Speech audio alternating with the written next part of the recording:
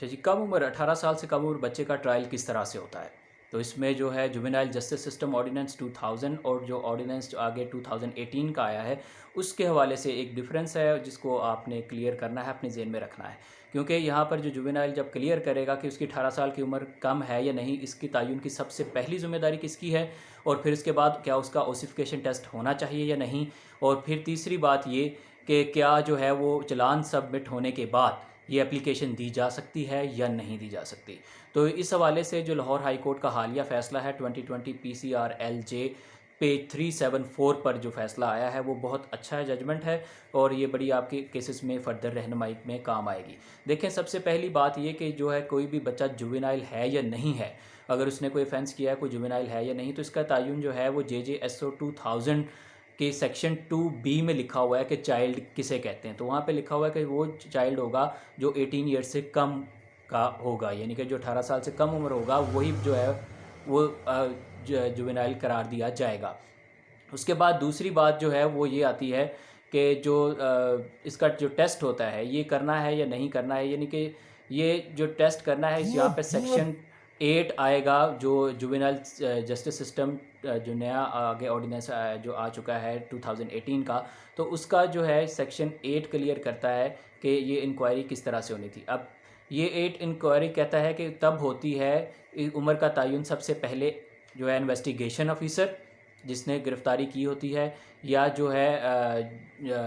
SHO है concern, उसने जो है वो करनी होती है कि ये बच्चा 18 साल का है। यानी कि जब कोई बच्चा पकड़ के लेके आते हैं तो वो देखते हैं कि क्या ये 18 साल से कम का लगता है या नहीं लगता, और अगर वो उनको लगे कि ये नहीं है तो फिर ये उनको किस तरह से उन्होंने क्राइटेरिया तय करना है। तो वहाँ पर सेक्शन 8 ये कहता है कि उसके एजुकेशनल डॉक्यूमेंट्स देखें, उसकी जो है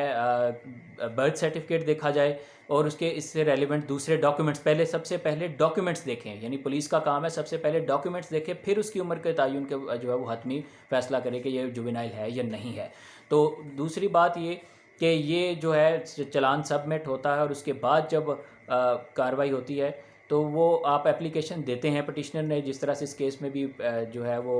एप्लीकेशन दी कि मैं तो जुवेनाइल हूँ, मेरा ट्रायल इस तरह से नहीं होना चाहिए। और ख़ास तौर पे मर्डर में ये जो मर्डर के केसेस होते हैं उसमें सब में ये चीज़ आती है कि जी मैं 18 साल से कम का हूँ, वहाँ पे बड़ा इशू आता है ये। तो अदालत ने करार दिया कि जब 173 का चालान आ गया और आपने इसकी एप्लीकेशन दी, तो हमने भी, अदालत ने भी, यानी कि वहाँ पर सेक्शन 8 के हवाले से ही चेक करना था कि क्या ये वहाँ पर ये सारी चीज़ें पूरी हुई या नहीं। तो इस केस में चूँकि वहाँ पे क्लियर हो गया कि इस बच्चे का जो था वो वोटर लिस्ट के अंदर नेम का इंदराज था, उसके भाई का वोटर लिस्ट के अंदर था, उसके अलावा जो है CNI से इसका बना हुआ था, लेकिन जो इसने कहा कि मेरा स्कूल लिविंग सर्टिफिकेट है वहाँ पर मेरी जो है वो उम्र कम लिखी हुई है, उसके मुताबिक मैं जुवेनाइल बनता हूँ। तो अदालत ने करार दिया कि अगर आपका CNIC बन चुका है, वोटर लिस्ट में आपका इंदराज है, तो फिर उस डॉक्यूमेंट्स की अहमियत नहीं रहती। ये एक बड़ा बारीक नुक्ता है जो इस जजमेंट के अंदर क्लियर किया गया है। उसके अलावा फिर ये कि ये जो 7 justice juvenile justice system ordinance 2000 के तहत ये 7 सेक्शन है, वो ये कहता है कि आपने इंक्वायरी करनी है, यानी कि कोर्ट का काम था कि उसने इंक्वायरी करनी है अगर उसके सामने कोई जुवेनाइल आता है, और उसके लिए फिर वो इंक्वायरी में मेडिकल टेस्ट भी करवा सकती है। तो यहाँ पर ओसिफिकेशन टेस्ट की बात आती है। तो ओसिफिकेशन टेस्ट भी तभी होता है अगर उसके डॉक्यूमेंट्स ये ज़ाहिर करें कि ये कम उम्र है। तो ओसिफिकेशन टेस्ट हर वक्त नहीं आ जाता, उसकी एप्लीकेशन हर जगह नहीं दी जा सकती, वो आपकी एप्लीकेशन रिजेक्ट हो जाएगी अगर वहाँ पर दूसरे डॉक्यूमेंट सेक्शन 8 के तहत अवेलेबल होते हैं। तो इसलिए आपने जब भी जुवेनाइल सिस्टम केस करना है तो आपने इस चीज़ को जहन में ज़रूर रखना है। तो वीडियो अगर अच्छी लगे तो इसको लाइक कीजिएगा, कमेंट कीजिएगा, शेयर कीजिएगा, और चैनल को ज़रूर सब्सक्राइब करें। Thank you.